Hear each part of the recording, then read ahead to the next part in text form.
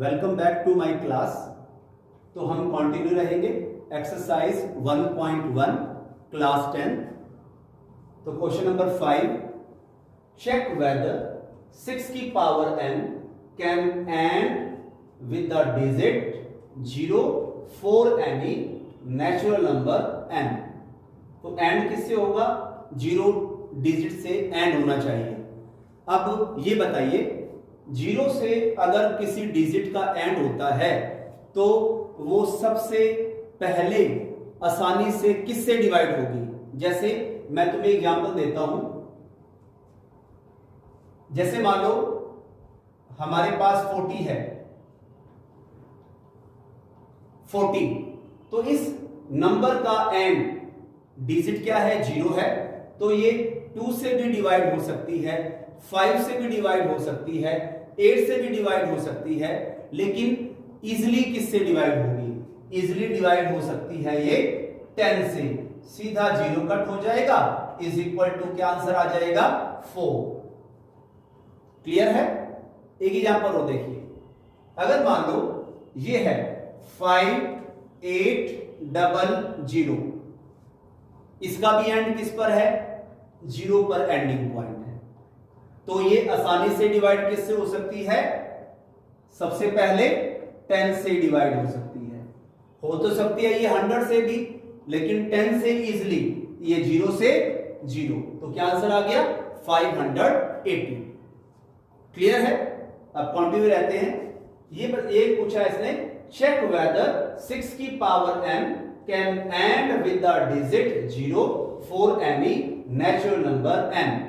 तो हमने क्या सीखा? अभी हमने सीखा नेचुरल नंबर, सुनना ध्यान से, लिखूंगा line. Natural numbers ending with the digit 0 is divisible by 10। एक बार फिर सुने, मैं लिख देता हूं तो बने रहिए।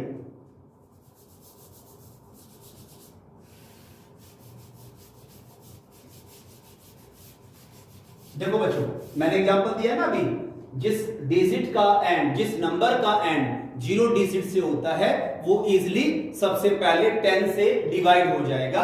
तो क्या लिखेंगे? देखो क्वेश्चन में से लाइन लिखनी है पहले। तो क्या लिखोगे? Natural number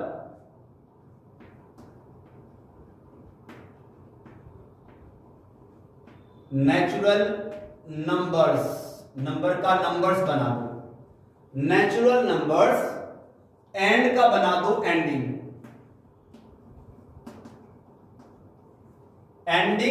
with the digit 0 या विद डिजिट 0। द मत लगाइए, विद डिजिट 0। दोबारा देखो, नेचुरल नंबर का क्या बना दिया? नंबर्स। एंड का क्या बना दिया? Ending with digit 0 is divisible by किससे बच्चों बताया था अभी? 10 से। जिस नंबर का एंड 0 से होता है वो सबसे पहले इजिली किससे डिवाइड होगा बच्चों? 10 से डिवाइड होगा। मैंने तुम्हें अभी एग्जांपल भी देके दिखाए थे। अब क्या लिखेंगे? 10 से डिवाइड होगा तो क्या लिखेंगे? Prime factor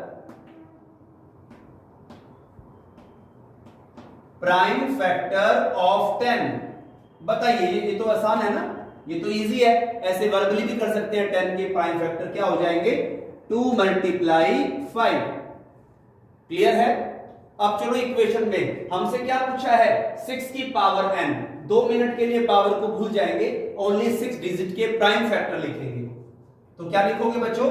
prime factor of 6 क्या हो जाएगा? 2 multiply 3।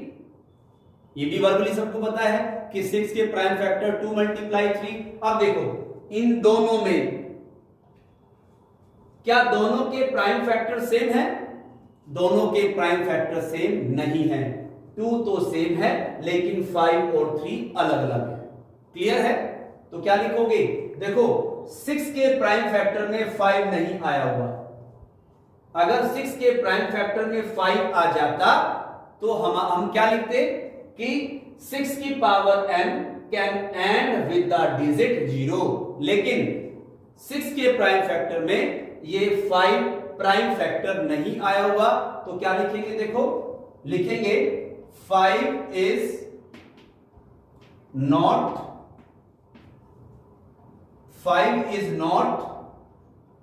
Prime factor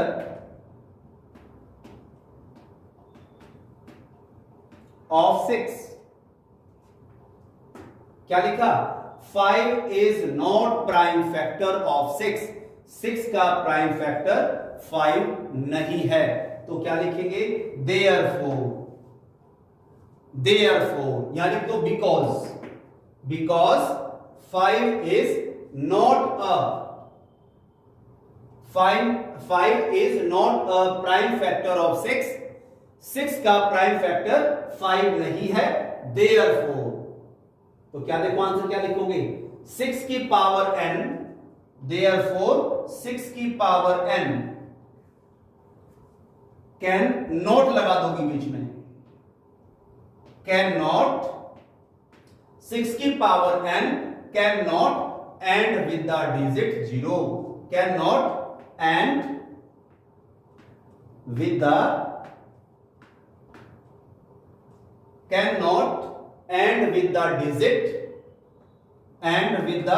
digit 0।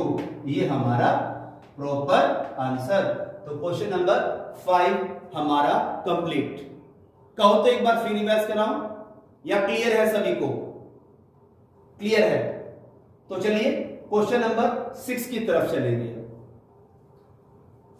Explain why, अब इसमें एक्सप्लेन करके दिखाना है क्यों है 7 multiply 11 multiply 13 plus 13 and 7 multiply 6 multiply 5 multiply 4 multiply 3 multiply 2 multiply 1 plus 5 are composite numbers.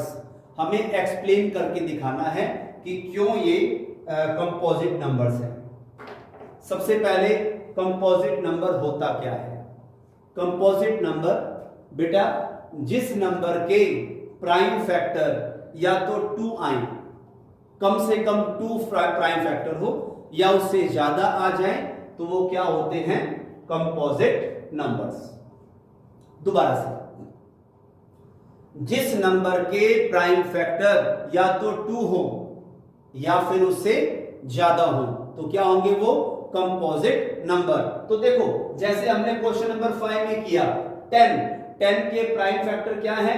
2 multiply 5, तो प्राइम फैक्टर कितने हैं इसके? 2 है ना, 2 और 5, तो 10 इज कंपोजिट नंबर। जैसे 6 के प्राइम फैक्टर क्या है?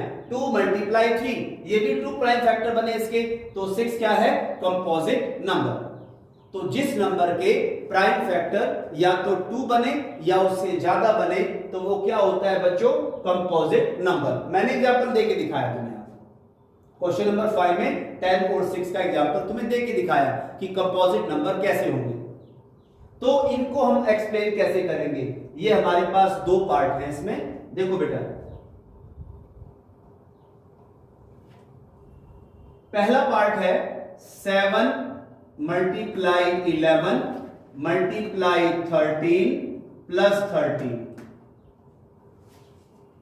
और एक और पार्ट है 7 multiply 6 multiply 5 multiply 4 multiply 3 multiply 2 multiply 1 plus 5।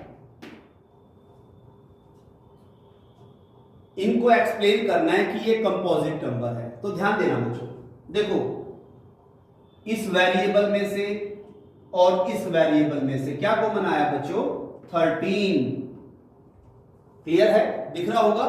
देखो ये 13 कॉमन आ गया, दोनों में है 13, तो अंदर क्या बचेगा? 7 मल्टीप्लाई 11 मल्टीप्लाई 13 तो बाहर आ गया तो 1, प्लस ये 13 भी बाहर आ गया तो क्या रह गया? 1। क्लियर है?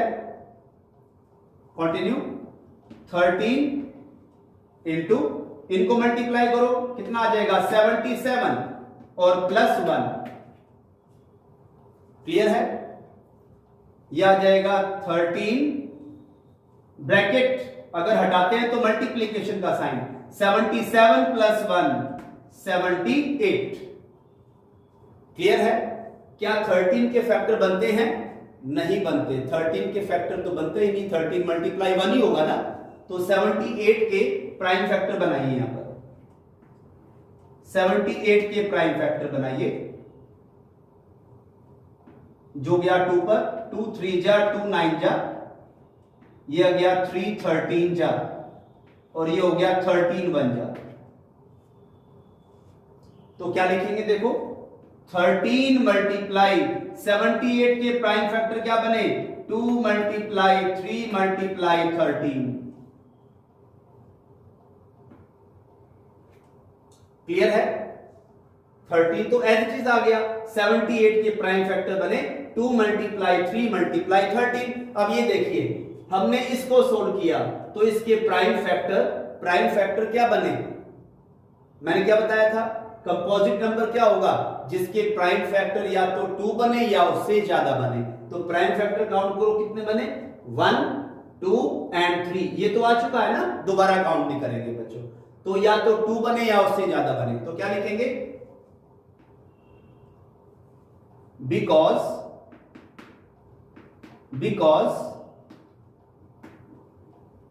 Product of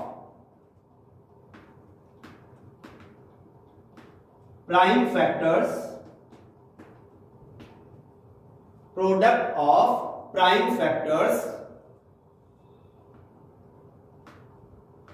more than 2। क्या लिखा बच्चों, because product of prime factors more than 2, therefore it is composite number।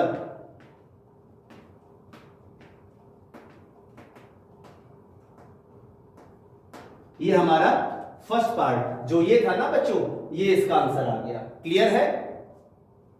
तो नेक्स्ट देखिए अगला पार्ट। जैसे ये पार्ट किया ना बच्चों, सेम करेंगे। देखो यहां से लेकर यहां तक एक पूरा वेरिएबल है ये, और नेक्स्ट वेरिएबल 5 है। बताओ क्या कॉमन आया इसमें से, 5 कॉमन आ गया।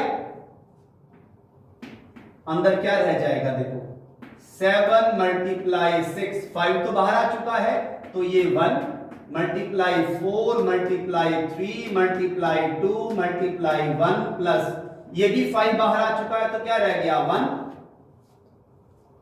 क्लियर है?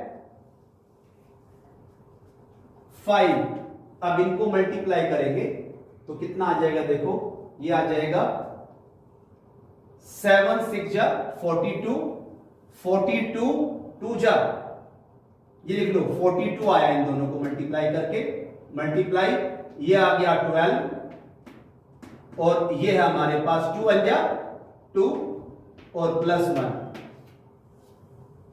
क्लियर है? चलिए 5 ये आ गया, 42 को 12 से मल्टीप्लाई कर दो, 504 मल्टीप्लाई 2 प्लस 1। क्लियर है? ये आ गया 5, तो ये हो जाएगा 2 से मल्टीप्लाई करेंगे तो 1008 प्लस 1, तो ये आ गया 5, ब्रैकेट को हटाओ, मल्टीप्लीकेशन 1009। क्या 5 के प्राइम फैक्टर बनते हैं? नहीं बनते। और 1009 के भी प्राइम फैक्टर नहीं बनते। तो देखो हमें देखना है कंपोजिट नंबर। तो देखो इसको सोल्व करने के बाद इसके प्राइम फैक्टर एटलीस्ट 2 है ना। मैंने क्या बताया था, जिस नंबर के प्राइम फैक्टर 2 आ जाए या उससे ज्यादा आ जाए। 2 का मतलब एक तो प्राइम फैक्टर 5 है और एक प्राइम फैक्टर क्या है 1009। तो ये भी क्या होगा, ये भी हमारे पास कंपोजिट नंबर होगा। रीजन दो, because product of 2 prime factors, product of 2 prime factors. Therefore it is composite number. It is composite number. ये हमारा प्रॉपर आंसर। क्लियर है? चलिए student continue. Last question 1.1, question number 7। There is a circular path around a sports field. कोई sports का field है, उसके चारों तरफ एक सर्कुलर रास्ता है, circular path. Sonia takes 18 minutes to drive 1 round of the field. Sonia को उसका एक चक्कर लगाने में 18 मिनट्स लगते हैं। While Ravi takes 12 minutes for the same. और रवि को उसी ग्राउंड का चक्कर, जो रास्ता है ना सर्कुलर, उसका चक्कर लगाने में 12 मिनट्स लगते हैं। सपोज करें they both start at the same point, एक ही पॉइंट से चलना शुरू करें, and at the same time, और एक ही समय पर चलना शुरू करें, and go in the same direction, और एक ही डायरेक्शन में चलना शुरू करें। टाइम भी सेम पॉइंट से और सेम डायरेक्शन से वो दोनों चलना शुरू करें। After how many minutes will they meet again at the starting point? कितने मिनट के बाद वो दोबारा स्टार्टिंग पॉइंट पर मिल पाएंगे? ये हमें आंसर निकालना है। तो देखो बच्चों, सोनिया ने कितने मिनट लिए? देखो बेटा, क्या लिखेंगे? Time taken by Sonia. Time taken by Sonia. Time taken by Sonia कितने मिनट? 18 मिनट्स। अब लिखेंगे Ravi, time taken by Ravi. इसने कितने मिनट लिए? 14 मिनट्स। क्लियर है? Sorry 12 minutes. तो हमें ये आंसर निकालना है, अगर वो एक ही पॉइंट से चलना शुरू करें, सेम पॉइंट से चलना शुरू करें, टाइम भी सेम हो चलने का और डायरेक्शन भी एक ही हो, तो वो स्टार्टिंग पॉइंट पर दोबारा कम मिलेंगे। तो क्या करेंगे बच्चों? इन दोनों का एलसीएम निकाल लेंगे। तो 18 का एलसीएम, तो इसके प्राइम फैक्टर बनाओ 18 के, और यहां 12 के प्राइम फैक्टर बनाइए। तो यह आ जाएगा 2, 9 पे जाएगा, 3 3 जा 9, और 3 1 जा 3। ये हमारे पास 18 के प्राइम फैक्टर।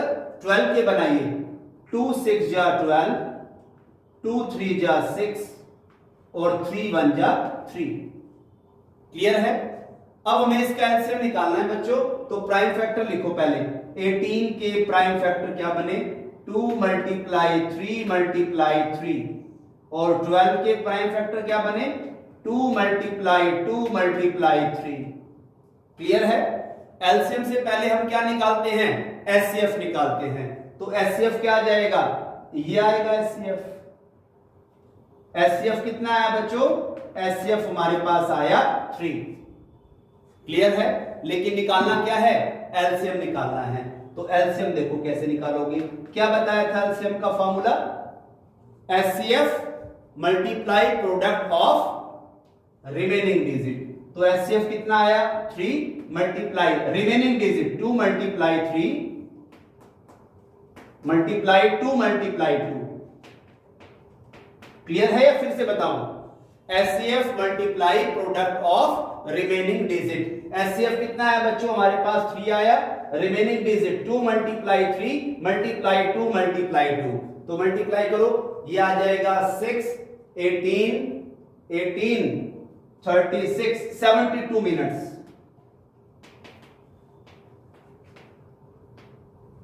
समझ में आ गया? ये हमारे पास क्या आया? एलसीएम आया। अब क्या लिखेंगे? देखो प्रॉपर आंसर क्या लिखेंगे? यहां लिखेंगे proper answer. How many minute पूछा है इसने, तो क्या लिखेंगे, after 72 minutes, after 72 minutes they meet again at the starting point. After 72 minutes they meet again,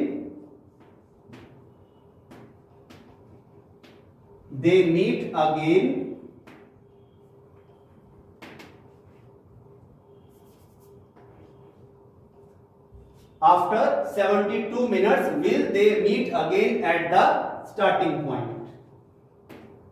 at the starting point. ये हमारे पास प्रॉपर आंसर। तो क्लियर है। Thanks for watching.